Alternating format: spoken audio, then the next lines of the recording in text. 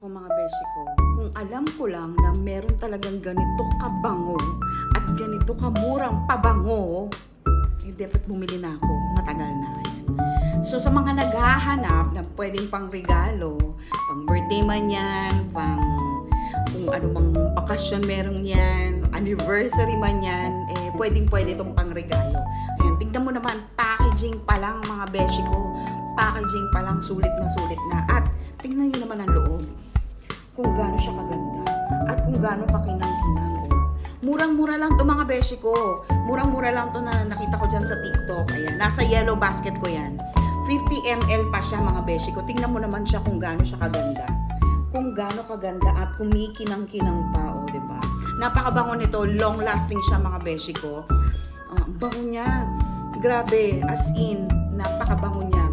Kung makikita, ayan, kung maamoy mo lang siya, napakabango niya, para kang hahabol-habulin ka na dyan. Hindi siya ganun ka-strong yung amoy niya, pero pang napaka-light lang, ayun. Hindi naman siya yung ma-overpower ka ng sobrang bango, pero as in, napakabango niya mga beshi ko, ayan.